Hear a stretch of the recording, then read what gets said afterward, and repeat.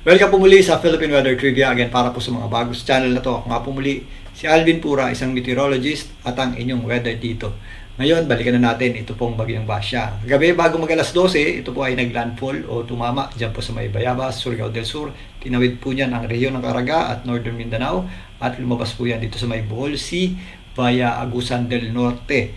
At kasabay po niya, nagdulot po yan ng malawakang pag-ulan na nagdulot din ng malawakang bagba sa ilang bahagi ng ating bansa, particularly dito po sa areas ng hilagang bahagi ng Mindanao at ilang bahagi ng Caraga, maging doon po sa area na tinamaan ng kanyang center or gitna.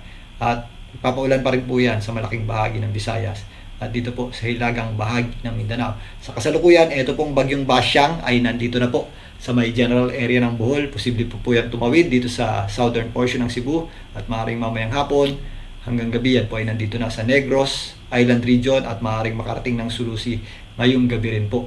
At ito pong bagyong si Basyang, kung mapapansin nyo dito sa ating satellite image, is hindi pantay yung ating mga kaulapan. Mas pabor po doon sa itaas na bahagi nito dahil sa ating prevailing weather system ngayon at dahil nga sa panahon ngayon ng amihan. So dito, makikita natin yung ating bulto ng mga kaulapan ay nandito na at nakaka-apekto na at nagdudulot ng mga pag-ulan sa mga areas ng Central Visayas at Western section ng Visayas.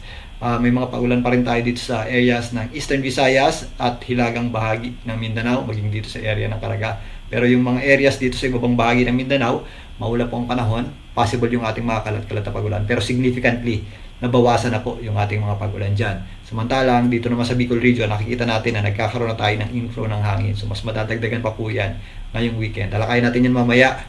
At ito pong areas ng Mimaropa, nadadagdagan na rin po yung ating mga kaulapan dyan. Ito pong bagyong Basyang, after pong tumama sa ating landmass, dahil medyo nagtagal dito sa hilagang bahagi ng Mindanao, ay bahagya pong humina at ngayon ay nasa tropical depression category na lamang ng Pag-asa na nasa around 55 kilometers per hour ang kanyang lakas ng hangin malapit sa gitna at kung minsan may mga pagbugsong umabot sa 75 kilometers per hour. Yan po ay inaasahan pa natin na hihina or meron tayong weakening trend niyan sa mga susunod na oras hanggang bukas.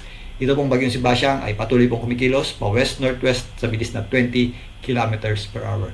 Ngayon, silipin natin itong official forecast track ng Pag-asa para dito sa bagyong Basyang. So narito po ang pinakahuling track ng Pag-asa para dito sa bagyong Basyang. Inaasahan nga natin na ito'y kikilos patungo dito sa area ng Cebu at Negros Island region at meron tayong magandang balita dahil sa magkakaroon pa yan ng interaksyon dito po sa mga isla ng Cebu at Negros. Meron tayong inaasahan pang significant na paghina niyan. Maliban dyan, pinapasok na rin po yan ng malamig na hanging amihan at lalong-lalo na sa linggo mula bukas, yan po ay possible na nasa isang low pressure area na lamang at sa darating na linggo tuluyan na po yung lulusawin ng panibagong bugso ng ating amihan o northeast monsoon. So base dito, yung ating hangin o yung ating concentration ng malalakas na hangin ay nandito po malapit sa gitna ng bagyo at yung kanyang itaas na bahagi. So nabawasan na po yung ating mga signal o yung ating tropical cyclone wind signal na dulot ng bagyong Basyang at yung ating mga pag-ulan. Significantly mababawasan na rin po yan bukas. Pero ngayon, nagpapaulan pa rin po yan sa malaking bahagi ng Visayas, particularly sa ngayon dito sa central portion at western section ng Visayas. Silipin naman natin yan. So narito naman ang pinakahuling weather advisory ng Pag-asa para sa mga pag-ulan. Maaaring idulot ng bagyong Basyang mula ngayon hanggang bukas. So significantly nabawasan na po yung ating mga pag-ulan doon sa mga areas na dinaanan ng kanyang gitna or center. At dahil nga papunta yung gitna nito dito sa may area ng Cebu at Negros Island region, kung mapapansin nyo, nandito yung ating bulto ng mga pag-ulan at mga kapal na ulap na minsan may kasama rin po yung pabugso-bugsong hangin.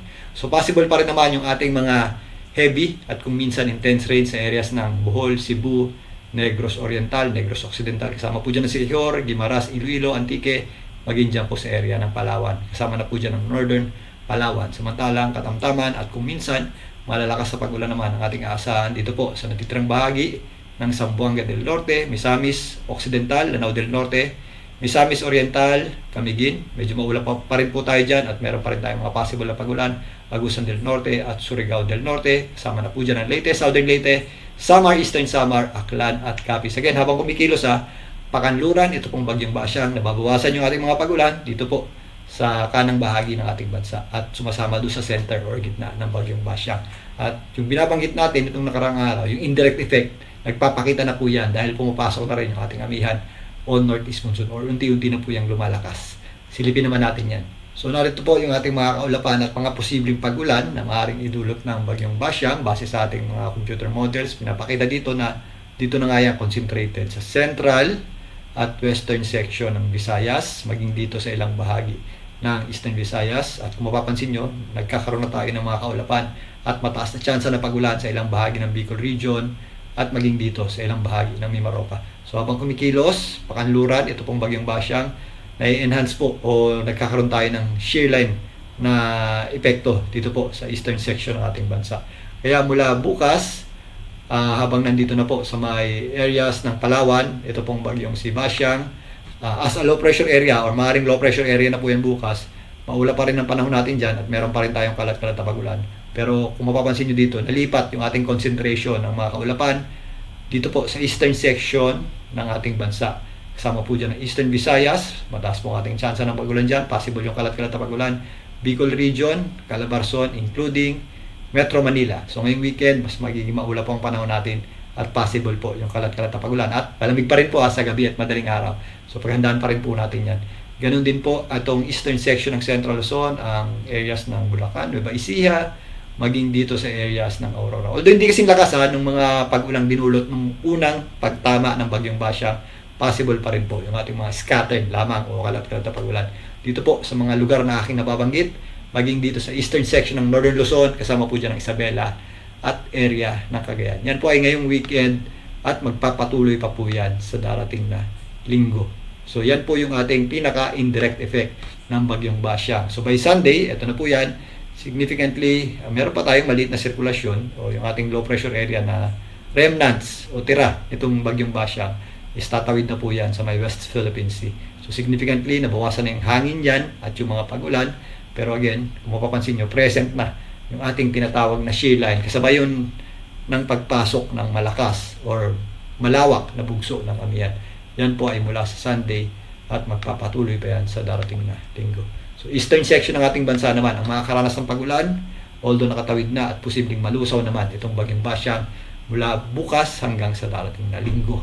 So yan po yung ating mga pag-ulan, maaaring idulot ng bagyong Basyang at nung kanyang indirect effect. So nababawasan na po, pero nagpapaulan pa rin ang bagyong Basyang at nagiging aktibo naman yung ating shear line na magpapaulan sa mga areas na hindi dadaanan ng gitna nitong bagyong Basyang or kahit maging low pressure area na lamang po yan. Again, kung makikita nyo yung mga balita about sa mga pagbaha sa Northern Mindanao at Caraga Region, nalilipat na po yung ating concentration na. Hindi pa po tapos itong bagyong Basyang, although humihina, mag-ingat pa rin po tayo sa mga possible epekto nito, gaya ng mga flash floods and landslides, especially sa mga low-lying areas, mga areas na malapit sa katubigan, gaya ng mga ilog, tributaries, at mabubundok na lugar para naman sa mga landslides. Particularly sa ngayon, dito nga sa areas ng central at western portion ng Visayas. At ugali po mag-check na heavy rainfall warning advisory ng Pag-asa para sa dami ng ulan sa inyong lugar at again, yung inyong local LGU at DRRMO, makinig po tayo dyan if ever nagkakaroon tayo ng evacuation plan para maiwasan natin yung nagre-rescue tayo nang nandyan na yung sama ng panahon. Bukas talakayin natin muli itong bagyong Basyang. Muli ito po ang inyong Weather Tito para sa Philippine Weather Trivia.